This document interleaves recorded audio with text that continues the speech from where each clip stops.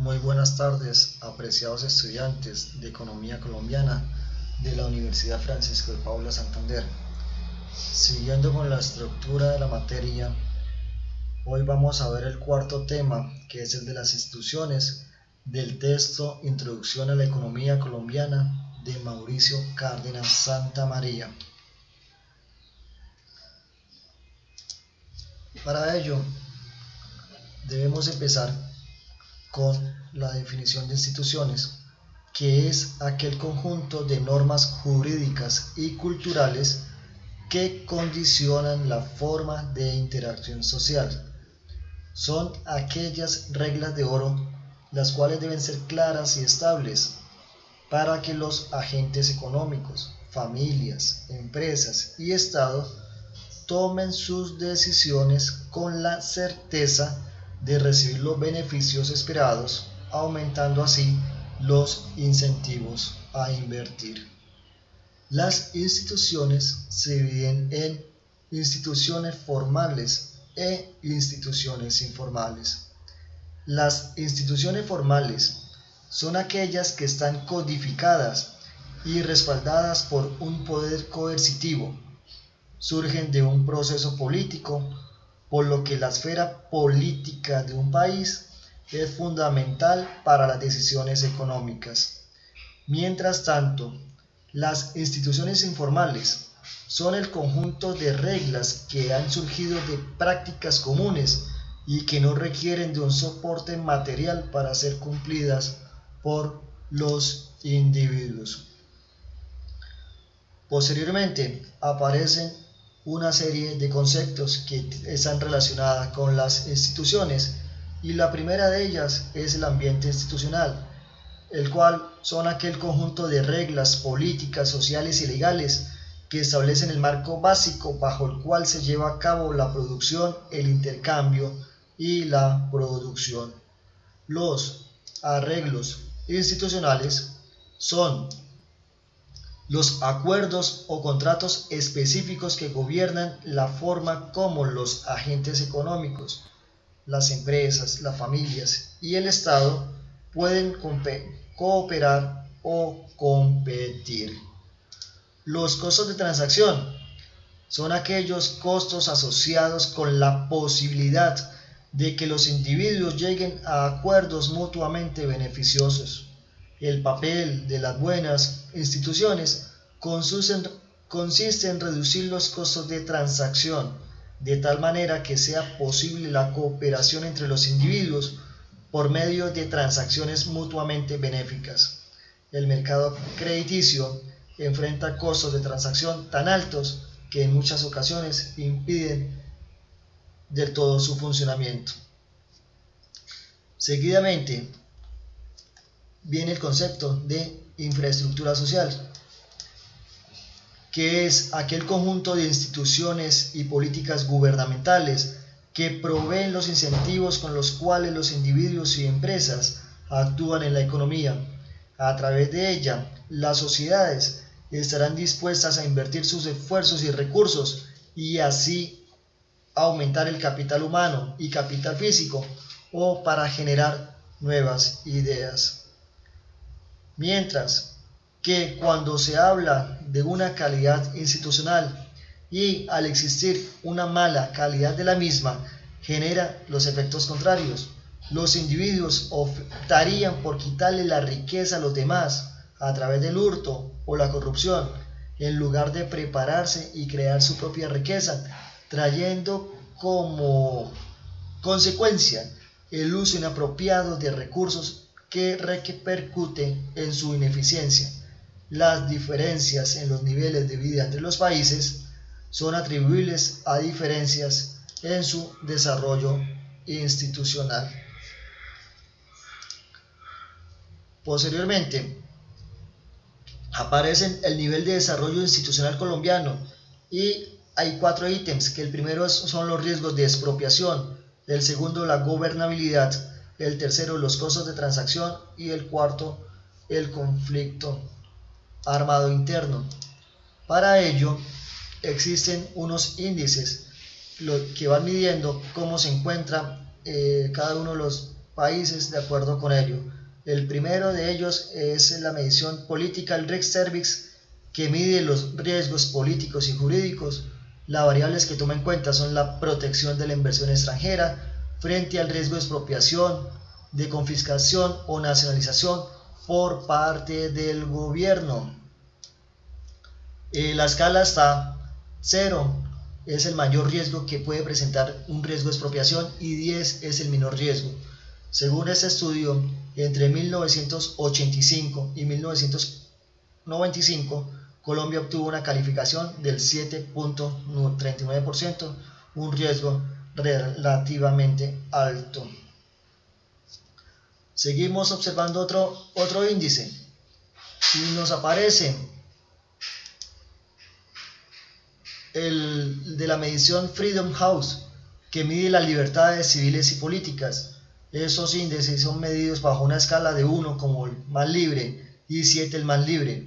En libertades civiles, Colombia obtuvo en el año 2011 4 puntos, estando en la mitad de la escala, y en derechos políticos obtuvo 3 puntos. El siguiente índice es el de Fraser Institute, que mide la libertad económica, la consistencia entre las políticas e instituciones de una nación con la autonomía. Las variables que toma en cuenta es el tamaño del gobierno, la estructura legal y derechos de propiedad, el acceso a liquidez monetaria, la libertad de comerciar internacionalmente y la regulación del crédito laboral y empresarial. La escala es entre 0, que es la peor, y 10, que es la mejor, y Colombia entre 1985 y 1995 obtuvo una calificación de 5.6 puntos.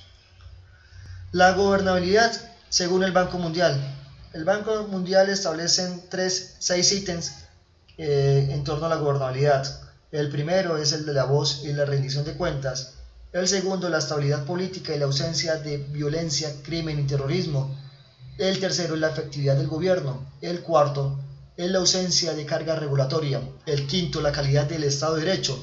Y por último, el control de la corrupción. Cuando el Banco Mundial habla de voz y rendición de cuentas, lo que toma en cuenta es la medición del grado en que los ciudadanos de un país pueden participar en la elección de sus dirigentes, la libertad de expresión, de asociación y de prensa. En este ítem Colombia no tiene ningún inconveniente porque no se presentan dificultades para que los ciudadanos opten por participar en la democracia a través de la elección de sus dirigentes. El segundo ítem, el de la estabilidad política y ausencia de violencia, crimen y terrorismo, mide las percepciones en cuanto a la probabilidad de que el gobierno sea desestabilizado o derrocado por medios violentos o inconstitucionales que incluyen la violencia y el terrorismo. Colombia también está fuerte en ello, y al ser un país totalmente democrático no se han presentado dificultades en los últimos 70 años para que algún gobierno sea derrocado por medio de la violencia y el terrorismo. El tercer ítem es la efectividad del gobierno, el cual mide la calidad de los servicios públicos y la calidad del servicio civil, cuantifica el grado de independencia de presiones políticas, la calidad de la implementación y la formulación de políticas y la credibilidad del compromiso del gobierno para cumplirlas. El cuarto ítem es la ausencia de la carga regulatoria, el cual mide la habilidad del gobierno para formular e implementar políticas de regulación que permitan y promuevan el desarrollo del sector privado. El quinto ítem, la calidad del Estado de Derecho, mide el grado en que los agentes confían en las reglas de la sociedad y particularmente en la eficacia de la policía, las cortes y la probabilidad de castigo contra el crimen y la violencia. Y por último, el control de la corrupción, que mide el grado en que el poder público se ejerce para el beneficio de particulares, Incluye las distintas formas de corrupción y la captura del Estado por parte de las élites o los intereses privados.